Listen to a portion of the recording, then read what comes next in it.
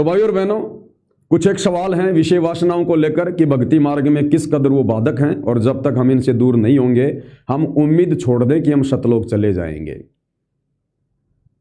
सवाल नंबर 2 क्या है, ध्यान से देखिएगा। क्या सतगुरु रामपाल जी के पंथ में भगत के लिए अपनी पत्नी या परिवार में मोह ममता मोक्ष में बाधक बनती है? क्या सतगुरु उस भगत से नाराज होता है? इसका कोई ठोस प्रमाण देकर स्पष्ट कीजिएगा। कितना बढ़िया सवाल किसी भगत भाई ने किया था, दास ने आप जियों के सामने रख दिया है, क्योंकि जब ठीक का समय आता है तो परमात्मा अपनी आत्माओं में प्रेरणा करते हैं और उसके बाद परमात्मा उसका समाधान भी करवाते हैं। तो क्या सवाल है, क्या सतगुरु रामपाल जी के पंथ में यानी उनके भक्ति मार्ग में भगत के लिए जिसने नाम उपदेश ले लिया है, वो चाहे भगत हो चाहे भगतमती हो, अपनी पत्नी या अपने परिवार में मोह ममता मोक्ष में बाधक है? क्या सतगुरु उस भगत से नाराज होता है? जो भगत अपनी पत्नी के मोह में पड़ा है, विषय वासना वाला मोह, या जो भगत अपने बेटा बेटी के मोह में पड़ा है, शतोगुण वाला मोह, क्या सतगुरु रामपाल जी उस भगत से दुखी होते हैं, नाराज होते हैं? क्या इस प्रकार की मोह ममता जो भक्ति मार्ग में नहीं होनी चाहिए तत्व ज्ञान होने के बाद, क्या ये मोक्ष में बाधक है? भाई ने सवाल किया, इसका कोई ठोस प्रमाण दीजिए।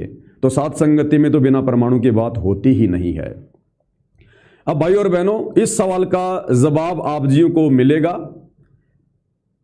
उससे पहले हम सृष्टि रचना पे हल्की सी नजर डालेंगे, क्योंकि पूज्य गुरुदेव भगवान कहते हैं कि बच्चों, जिसको सृष्टि रचना अच्छे से समझ में नहीं आएगी वो भगत चाहे 20 साल से भक्ति कर रहा है, चाहे सार नाम क्यों ना ले लिया, वो भगत कभी अध्यात्म को अच्छे से समझ ही नहीं पाएगा, वो भगत कभी बुराइयों से दूर हो ही नहीं पाएगा।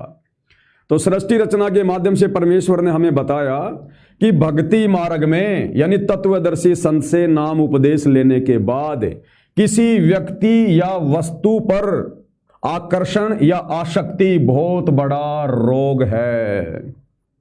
वो आकर्षण चाहे अपनी पत्नी पे हो, चाहे अपनी माँ पे हो, चाहे अपने बच्चों पर हो, यानी जिसके प्रति जैसी जैसी मोह ममता काल ने लगा रखी है।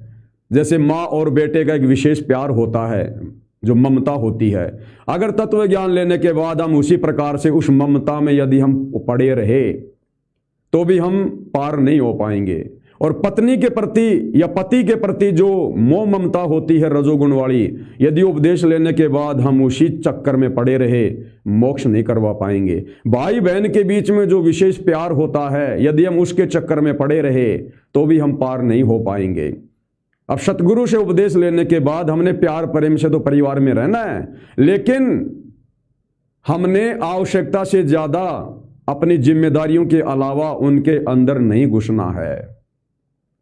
माता पिता के प्रति बेटा या बेटी की जो जिम्मेदारी है वो जिम्मेदारी निभाओ अपनी, बाकी अपनी भक्ति करो परमात्मा के ज्ञान को आधार बनाकर। एक पति या पत्नी के प्रति जो जिम्मेदारी होती है वो जिम्मेदारी निभाओ। भक्ति मार्ग में आने के बाद वो बकवाद से किनारा कर लो, विषय वासनाओं से किनारा करना पड़ेगा, अन्यथा यही रह जाएंगे, काल यहीं दबोच लेगा। जो विधान है वो विधान है। तो भक्ति मार्ग में किसी व्यक्ति या वस्तु पर आकर्षण या आसक्ति बहुत बड़ा रोग है। वो वस्तु चाहे आपकी जमीन हो, चाहे मकान हो, चाहे कार हो, चाहे कोठी हो, हमने केवल उनका सदुपयोग करना है कि परमेश्वर ने मुझे दी है तो मैं भक्ति पर इनका सदुपयोग करूं। उनमें यदि आवश्यकता से ज्यादा मोह ममता रखूंगा वो मेरे लिए बाधक बनेगी। अब सतलोक में क्या हुआ था? सतलोक में काल पर इसी आकर्षण के कारण हम आत्माएं, और दुर्गा पर आकर्षण के कारण ये काल पतिव्रता पद से नीचे गिरा दिए गए। ये सबसे बड़ा एग्जाम्पल है, सबसे बड़ा उदाहरण है। ये सृष्टि रचना गुरुदेव भगवान ने हमें इसीलिए आकर बार बार समझाई है कि सृष्टि रचना से हम कुछ शिक्षा ले सकें। और अब इस भक्ति मार्ग में आने के बाद अब हम अपनी भूल सुधार करें, वो गलतियां फिर से ना दोहराएं जो गलती हम सतलोक में कर चुके हैं। तो सतलोक में क्या हुआ था? इसी आकर्षण के चलते, इसी आसक्ति के चलते हम आत्माओं ने तो इस काल के ऊपर जब ये तप कर रहा था तो हमने आकर्षण दिखाया, भगवान की भक्ति भी कर रहे थे, लेकिन उस काल के ऊपर एक जीव के ऊपर भी हमने आसक्ति कर ली जो नहीं करनी चाहिए थी। हम उसके मोह में पड़ गए जो नहीं पड़ना चाहिए था, जिस कारण से हम आत्माएं पतिव्रता पद से नीचे गिर गई। और ये काल इसने दुर्गा के ऊपर रजोगुण से प्रभावित होकर आसक्ति कर ली, और दुर्गा के साथ इसने यानी अपनी बहन के साथ में इसने जबरदस्ती शारीरिक संबंध बनाने का प्रयास किया, जिस कारण से ये परमात्मा के दिल से नीचे उतर गया, नीचे गिर गया। अब गुरुदेव भगवान ने हमें तत्व ज्ञान देकर सृष्टि रचना बताकर यही तो बताया कि तुम सब जितने भी धर्मों में, जातियों में, पूरे विश्व में, पूरी सृष्टि में जितनी भी आत्माएं हैं, ये तुम सब मेरे ही तो बच्चे हो, तुम आपस में भाई बहन हो। इस काल ने तुम्हारे को यहाँ पर पति पत्नी, माता पिता, भाई बंधु, इन रिश्तों में जकड़ दिया है। अब तुमने उसी स्थिति में वापस आना पड़ेगा, अपनी आत्मा को निर्मल करना पड़ेगा। ठीक है, जो ऋण संबंधों में हम बंधे हुए हैं, उन ऋण संबंधों को तो धीरे धीरे परमात्मा काट देगा। यानी उन ऋण संबंधों में बंधे होने के चलते जो नुकसान हमें होना था, जिस प्रकार गुरुदेव कहते हैं कि आपके घर में जो बेटा या बेटी हैं, ये आपके पिछले जन्म के ये दुश्मन होते हैं, या तो आपने उनका कुछ खा रखा है या उन्होंने आपका कुछ खा रखा है, जिस कारण से एक दूसरे का बदला लेने के लिए आते हैं। अब गुरुदेव की शरण में आने के बाद क्या होगा? वो पिछले संस्कार परमात्मा काट देगा।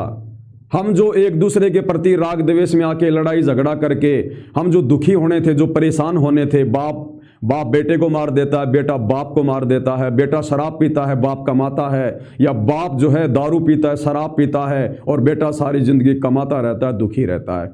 तो उस प्रकार के जो ऋण संबंध हैं जिनमें हमारे को काल ने बांध रखा था, वो परमात्मा की भक्ति से, मर्यादा में रहने से परमात्मा उन सबको समाप्त कर देते हैं। और बाकी जो जिम्मेदारी है उसके बाद परमात्मा की भक्ति के साथ साथ बाप बेटे के बीच में, माँ और बेटा बेटी के बीच में, पति और पत्नी के बीच में, भाई बहन के बीच में, वो जिम्मेदारियां फिर हमने सहज तरीके से निभानी है, फिर हमने बकवाद नहीं करनी। एक पति की अपनी पत्नी के प्रति क्या जिम्मेदारी होती है कि पति उसको आवश्यक वस्तुएं ला कर दे, और एक पत्नी की क्या जिम्मेदारी होती है, उसका भोजन बनाए, उसके कपड़े धोए, कोई सर में दर्द है तो उसका सर दबा दे। तो केवल हमने इन्हीं जिम्मेदारियों तक सीमित रहना है। उसके बाद वो पति पत्नी के बीच में जो विषय वासना का जो खेल खेला जाता था, जो काम वाला जो खेल खेला जाता था, सेक्स वाला, वो हमने नहीं खेलना है। माता पिता के प्रति केवल जिम्मेदारी तक सीमित रहना है कि माता पिता ने मुझे जन्म दिया, मुझे पाला पोसा, मुझे बड़ा किया, अब बुढ़ापे में मैं इनकी सेवा करूं।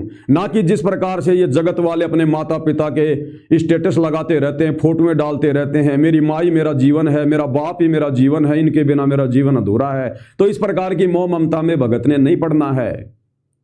वो जीवन देने वाला और जीवन लेने वाला वो सतगुरु रामपाल जी भगवान है। अब हमें समझ में आ गया उनके पंथ से जुड़ने के बाद। तो अब हमने दुनिया वालों की तरह हमने उस मोह ममता में माता पिता के साथ में नहीं रहना है। अब हमें ज्ञान हो गया है कि हम सबका माता पिता सतगुरु रामपाल जी भगवान है। तमेव माता च पिता तमेव, तमेव बंधु च सखा तमेव, तमेव विद्या च द्रविणम तमेव, तमेव सर्व मम देव देव। तो माता पिता के प्रति केवल हम भाई बहनों ने केवल जिम्मेदारी निभानी है, प्यार प्रेम से बोलना है, समय पे उनको खाना देना है, उनके पास में बैठना है, या जैसी भी जिम्मेदारी है केवल वो जिम्मेदारी निभानी है। बाकी विशेष प्यार, विशेष प्रेम, विशेष लगाव, विशेष मोह ममता यानी हमने अपने गुरुदेव भगवान के प्रति दिखानी है। जो रजोगुण से प्रभावित होकर हम अपनी पत्नी के प्रति जो आसक्ति, जो आकर्षण हम दिखाया करते थे, अब हमने उस रजोगुण को डाइवर्ट कर देना है और अपने गुरुदेव भगवान के प्रति हमने वो विशेष प्यार और प्रेम दिखाना है।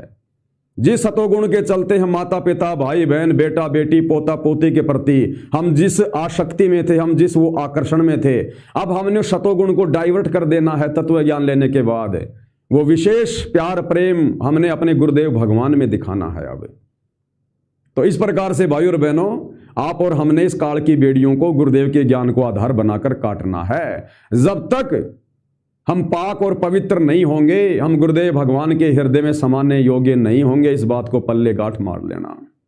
तो सतलोक में क्या हुआ था? हम पतिव्रता पद से गिर गए थे इसी आकर्षण के चलते। सतलोक में काल पर इसी आकर्षण के कारण हम आत्माएं, और दुर्गा पर आकर्षण के कारण ये काल पतिव्रता पद से नीचे गिरा दिए गए। अब गुरुदेव भगवान ने कितना बढ़िया उदाहरण दिया है। कुछ एक भाई बहन हैं जो अपनी नादानी और अज्ञानता के चलते इन सत्य बातों को भी स्वीकार नहीं कर रहे हैं, बार बार सिकलीव सुना रहे हैं, हर बात का वो कुतर्क पेश कर रहे हैं अपनी छोटी सोच के चलते। तो तो भाई देखो, इसके विषय में तो परमात्मा जी ने हमें सत्संगों में बता रखा है कि 650 साल पहले जब कबीर भगवान सतगुरु रामपाल जी ने भंडारा किया था काशी में, इतना ज़बरदस्त, इतना शानदार भंडारा, 18 लाख लोगों के लिए बना बनाया सामान, सारी सुविधा, दोहर मोहर, एक राजा भी नहीं कर सकता था इतनी व्यवस्था।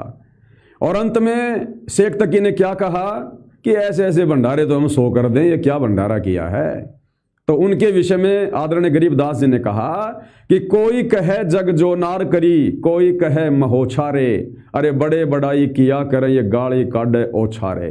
तो संगत में कुछ एक काल प्रेरित भगत भाई बहन जो उन ओछे व्यक्तियों की अभी श्रेणी में हैं, जिनको ये तत्व ज्ञान अभी समझ में नहीं आया है, जो विषय वासनाओं के दास और गुलाम बने हुए हैं, जिनको ये बातें साथ संगति वाली अच्छी नहीं लगती हैं, वो थोड़ा सा अटपट करते हैं। तो कोई बात नहीं भाइयों और बहनों, जैसे उनके संस्कार हैं वैसा वो करेंगे, लेकिन आप और हमने किसी से द्वेष भाव बिल्कुल भी नहीं रखना है, क्योंकि परमात्मा कहते हैं जिसकी जितनी बुद्धि उतना ही समाए, उसका बुरा मत मानियो, बेचारा अधिक कहाँ से लाए।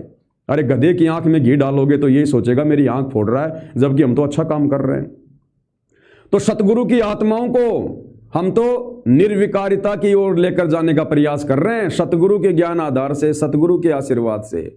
और फिर भी अगर किसी के पेट में अगर मरोड़ उठ रही है, दर्द हो रहा है, तो होने दो भाई और बहनों, उस दर्द की परेशानी वो खुद ही भोगेगा, आप और हमें कोई दिक्कत नहीं है। तो सतलोक में काल पर इसी आकर्षण के कारण हम आत्माएं, और दुर्गा पर आकर्षण के कारण ये काल पतिव्रता पद से नीचे गिरा दिए गए। हमने इसी कमजोरी को ठीक करना है, हमने इसी भूल में सुधार करना है। अब पूज्य गुरुदेव भगवान ने, क्योंकि मालिक को पता था कि जब ये सत्य संदेशे काल की जंजीरों को काटने के लिए घण की तरह चोट मारकर जब सात संगति के माध्यम से मेरे बच्चे समझाएंगे, संदेशा देंगे, क्योंकि सोशल मीडिया क्यों दिए भगवान ने, इसीलिए तो दिए सोशल मीडिया, हम इसका भरपूर प्रयोग कर रहे हैं। तो गुरुदेव भगवान को पता था कि मेरी संगत में, क्योंकि संगत माही कुसंगत उपजे जैसे बन में बांस, आप घिस घिस आग लगा देकर बनखंड का भी नाश।